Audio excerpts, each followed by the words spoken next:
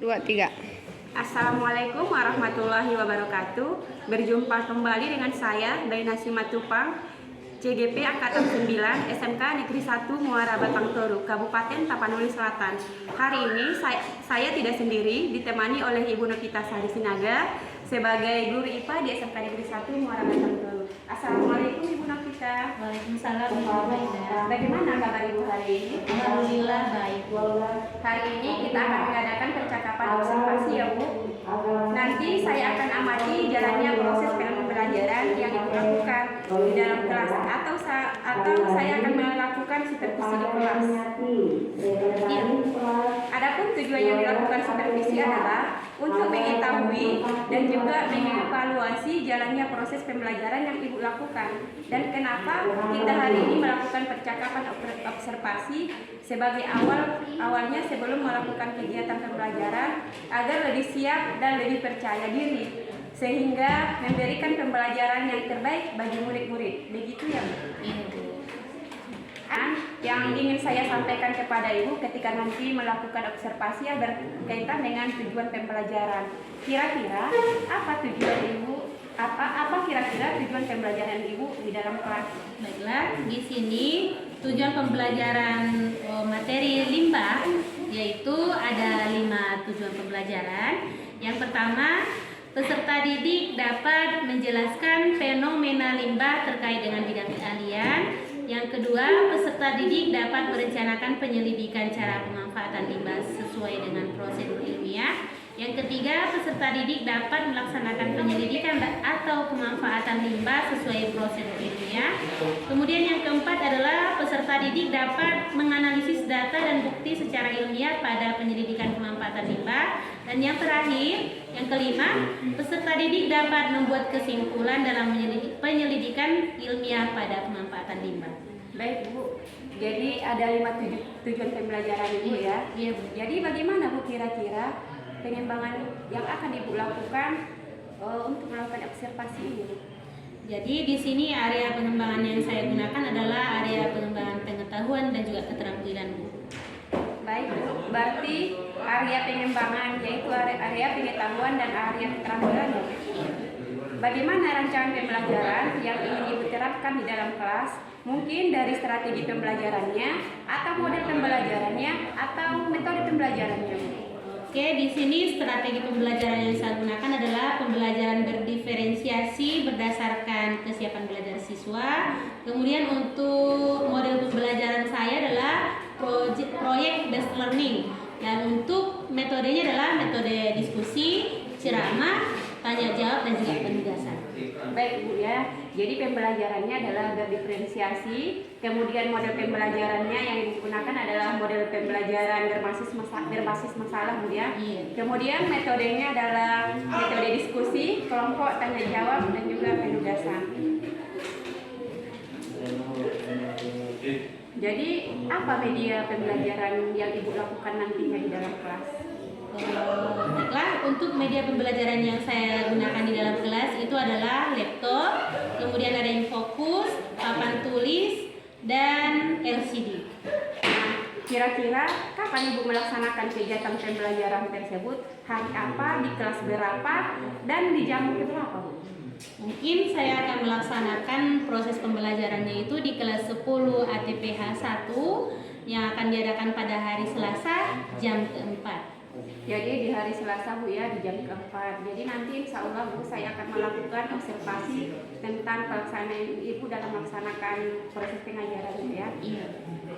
Nah setelah melakukan kegiatan observasi atau pembelajaran dalam kelas, kita nanti akan melakukan percakapan yang terakhir. Iya Bu ya. Iya. Yaitu percakapan pasca observasi yang nantinya akan didampingi juga oleh pengajar praktik ya Bu. Iya. Sebelum kita akhiri, kira-kira apa yang dapat Ibu simpulkan dari pertemuan kita ini Bu? Baiklah, gambaran yang saya peroleh dari pertemuan kita hari ini adalah saya memperoleh gambaran bagaimana proses pembelajaran saya di dalam kelas. Baik Bu, terima kasih Bu ya telah mengganggu waktu luang Ibu, dan mudah-mudahan nantinya Ibu bersedia berbincang-bincang dengan saya di percakapan praobservasi. Sampai bertemu di kegiatan observasi di kelas di hari Selasa Bu ya. Terima kasih. Mari simak kembali video pembelajaran mengenai limbah yang akan Ibu putarkan melalui fokus ya. Kembali lagi di channel Halo Edukasi. Pada kesempatan kali ini kita akan membahas mengenai cara mengatasi pencemaran tanah akibat sampah plastik. Pencemaran lingkungan sudah bukan menjadi masalah orang saja. Hal ini sudah menjadi tanggung jawab bagi kita semua, sebab dampaknya tidak hanya diri sendiri yang mengalaminya. Salah satu pencemaran lingkungan yang perlu diketahui yaitu pencemaran tanah. Salah satu penyebab terjadinya pencemaran tanah yaitu adanya sampah plastik. Kita sadar jika plastik tidak dapat terpisahkan dari kehidupan manusia. Plastik dipilih sebagai komponen yang berdibuat, ringan, tahan lama, dan terjangkau. Namun seiring berjalannya waktu, sampah plastik sudah menjadi ancaman tersendiri bagi lingkungan. Sampah plastik yang masuk ke dalam golongan sampah anorganik membutuhkan waktu sekitar 50 sampai 100 tahun untuk dapat terurai. Wow, lama sekali ya. Bisa dibayangkan, jika sampah plastik terus bertambah, butuh waktu berapa lama lagi untuk plastik tersebut dapat terurai? Nah, sudah saatnya kita bergerak untuk merubah lingkungan menjadi lebih baik ke depannya. Lalu, apa yang harus kita lakukan untuk mengatasi pencemaran tersebut? Berikut beberapa hal yang bisa kita lakukan. Buang sampah pada tempatnya. Langkah awal sebagai cara menyelamatkan tanah yaitu dengan tidak membuang sampah sembarangan. Saat ini masih banyak orang-orang yang membuang sampah sembarangan. Ada baiknya ubah kebiasaan buruk tersebut untuk selalu membuang sampah pada tempatnya. Ada baiknya juga sejak usia dini, anak-anak sudah dilatih untuk melakukan kebiasaan membuang sampah di tempat sampah, sebab perubahan kecil bisa berdampak besar di kemudian hari. Melakukan 3R. Mungkin istilah 3R masih terlalu asing untuk sebagian orang. 3R yaitu reduce atau kurangi, reuse atau gunakan kembali, dan recycle atau olah kembali. 3R hanya berlaku pada sampah anorganik seperti sampah plastik. Bagi beberapa orang, ada yang memanfaatkan sampah plastik seperti plastik pembungkus makanan untuk diubah menjadi barang bernilai jual. Mereka mengubah sampah plastik menjadi bahan kerajinan atau melakukan gabungan sampah plastik menjadi bahan campuran aspal. Selalu membuat tempat makan dan minum dari rumah. Mungkin bagi sebagian orang malas untuk melakukan hal ini. Seperti contoh membawa botol minum ketika bepergian, dan banyak orang lebih memilih untuk membeli air minum kemasan untuk kemudian membuang tempatnya ketika sudah dalam keadaan kosong. Bisa dibayangkan jika semua orang melakukan hal yang sama, berapa banyak botol plastik bekas yang terbuang setiap harinya. Dengan membawa botol minum. Ya, jadi itulah video pembelajaran kita untuk hari ini. Tadi ada disampaikan di dalam video cara penanggulangan sampah itu dengan menggunakan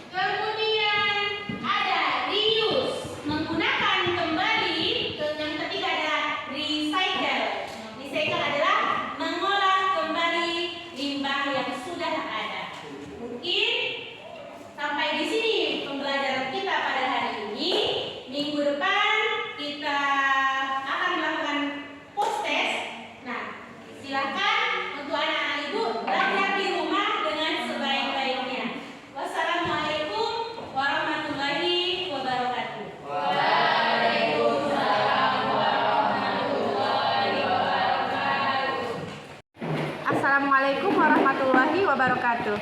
Berjumpa kembali di percakapan pasca observasi bersama saya Baina Simatupang, CGP Angkatan 9, Kabupaten Tapanuli Selatan dari SMK Negeri 1 Muara Batang Toru. Saya masih ditemani oleh Ibu Novita Sari Sinaga sebagai guru IPA di SMK Negeri 1 Muara Batang Toru. Assalamualaikum Ibu Novita. Waalaikumsalam Ibu Baina. Bagaimana kabar Ibu hari ini? Alhamdulillah sehat. Baik Bu, di percakapan pasca observasi ini saya akan memberikan pertanyaan kepada Ibu terkait dengan jalannya proses observasi yang sudah dilakukan untuk mengevaluasi sejauh mana proses yang sudah Ibu lakukan. Untuk pertanyaan-pertanyaan tersebut, bagaimana perasaan Ibu terkait dengan jalannya kegiatan observasi kelas yang sudah kita langsungkan tadi Bu? Baiklah Bu, sebenarnya di awal-awal mulai pembelajaran saya merasa deg-degan, tapi setelah proses pembelajaran berjalan, saya sudah bisa melaksanakannya dengan baik. Alhamdulillah Bu ya. Bisa diceritakan kembali Bu, pengembangan apa yang Ibu lakukan di dalam kelas, kemudian langkah ataupun tahap-tahap pembelajaran yang Ibu lakukan di dalam kelas? Untuk pengembangan yang saya lakukan di dalam kelas adalah segi pengembangan dari segi pengetahuannya, kemudian dari segi keterampilan juga. Dan untuk tahapan yang saya pergunakan adalah saya membuat modul pembelajaran. Baik Bu, dari perjalanan observasi tadi, apakah menurut Ibu pengembangan itu sudah berhasil atau tidak? Sebenarnya masih kurang Bu, tapi itu merupakan hal yang biasa ya. Baiklah Bu, jadi sudah dilakukan dengan baik dan sesuai dengan apa yang kita lakukan Bu ya. Mudah-mudahan nanti kekurangannya bisa diperbaiki. Menurut Ibu, kekurangan apa atau kendala-kendala apa yang Ibu rasakan selama kegiatan proses pembelajaran?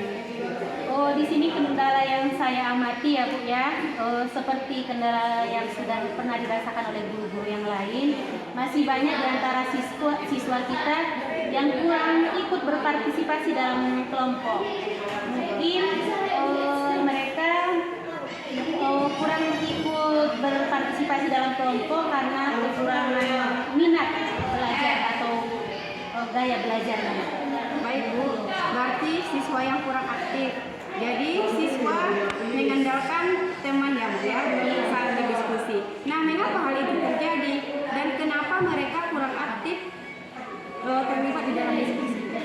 Mungkin pembagian kelompoknya Bu ya kurang optimal karena kelompok di sini masih saya bagi berdasarkan acak saja. Jadi untuk kedepannya Bu, berarti harus menyesuaikan kenyamanan siswa dengan menggunakan gaya belajar masing-masing, baik dia visual, auditori, dan kinestiknya Bu ya. Iya Bu. Saya tunggu Bu ya cerita Ibu. Apakah itu sudah direalisasikan atau tidak? Iya. Terima kasih Bu ya. Sama-sama. Demikianlah pasca observasi dengan Ibu Novita Sari Sinaga, guru IPA dari SMK Negeri 1 Muara Batang Toru. Assalamualaikum warahmatullahi wabarakatuh.